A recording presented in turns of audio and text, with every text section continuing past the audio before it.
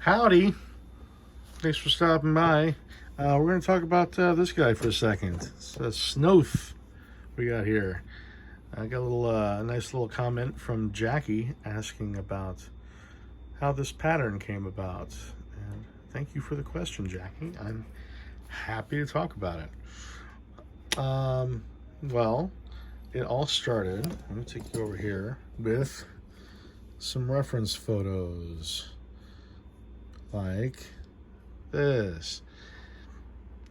I just got as many screen grabs and photos as I could that had these guys at good angles, like you know, a good side to side, a good head on.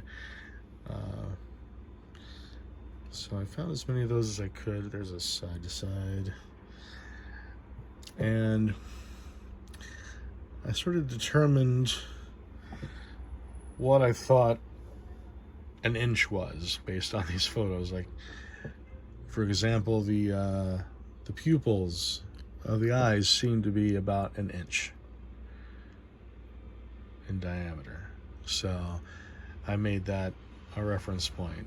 The eyeballs seem to be 2-inch wooden balls. So great. The lips were like, oh, that's about an inch. So things like, or the inside of the lip being like about a 1/2 inch. You know, little things like that became like little sizing reference points. So I got a handful of these photos and I put them into a vector program. This one's called InkPad for the iPad, but anyone will do. And I set up my grid for an inch. So if I have it at 100%, I can see an actual inch on the screen. And I just sized the photos to match that that grid. There's another one. Looks like I was able to trace a horn off of that one. Anyway, oh, and the body. I kind of knew what the body was going to be already from making some other similar puppets. It's just basically a tube, but you know, once I knew what the neck was going to be and how big I wanted it to be at the bottom and the length, you know, it kind of takes care of itself. So that's the body. But from all the other photos and cross-referencing, I sort of came up with something like this. Not sort of came up with, I did come up with, whatever. So that's a rough estimation of the size.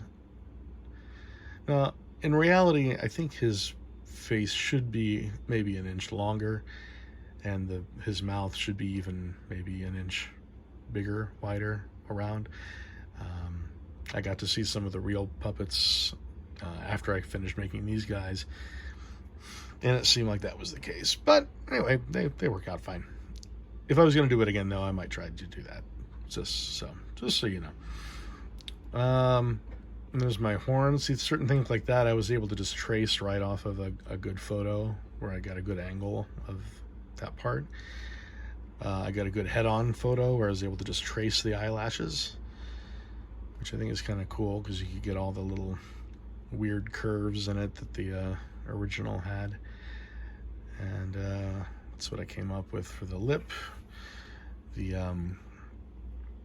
lips are foam on the inside, covered in yellow fleece. I think the originals might just be foam, but I couldn't get foam to look good, so I just went with that. Let's see. Now, from what I know from having made up some other patterns, I knew that this pattern piece was just going to be more or less close to this shape, you know, and probably just have one dart in it, like right around there. And of course, you'd make one half and then another identical half, and boom, there you go, because it's a symmetrical situation. So I got out some paper, and since the only dimension I really knew for sure in 3D was how big the inside of the mouth should be, I started by just taping a couple of pieces of paper together and making my mouth shape, and then taping, trying to find my center line, like up the top of the head, down below the you know, the bottom, the top and the bottom, the center line, and just kind of keep working that, having an idea that my dart's going to be about there. And I ended up making something like this. If you see that well, that's, your hand would go in like that. There's the neck hole, there's the mouth, there's a dart back there. I know it's really hard to see. Sort of from the front. See the mouth hole, I kind of knew how big that should be, so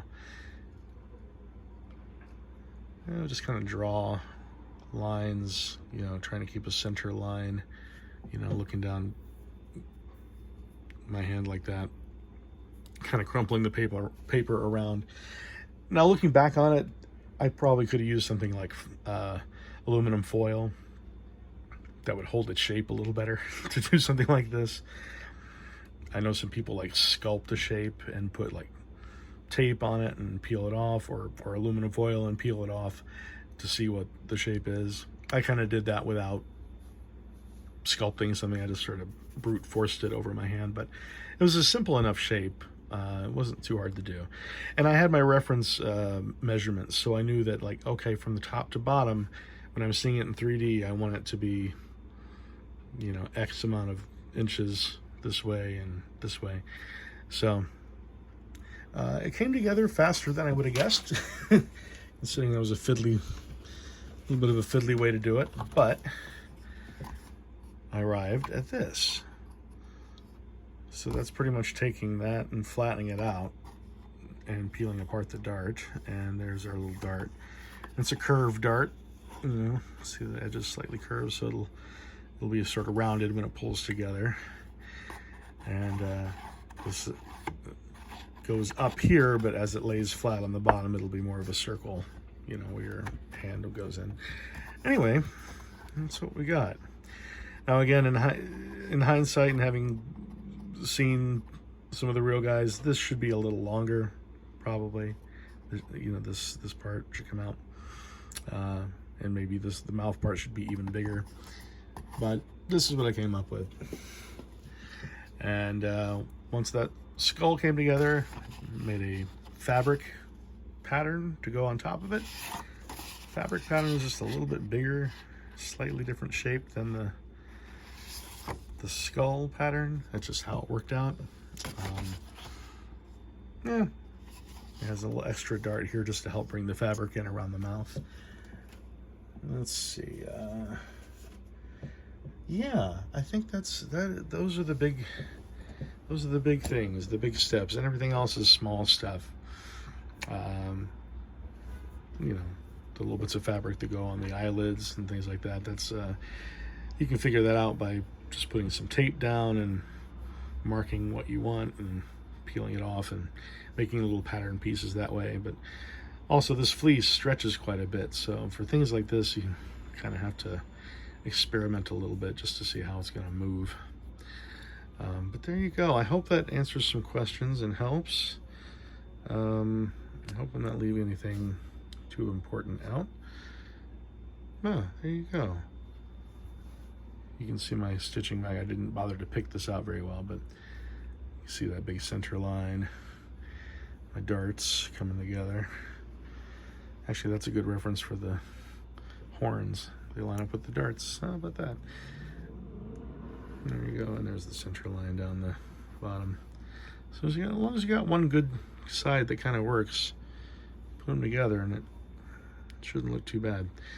Well, anyway, good luck. If you need further help, please feel free to ask. We will make sure that you have Snowths in your life one way or the other. All right, take care. Thanks for watching. Bye.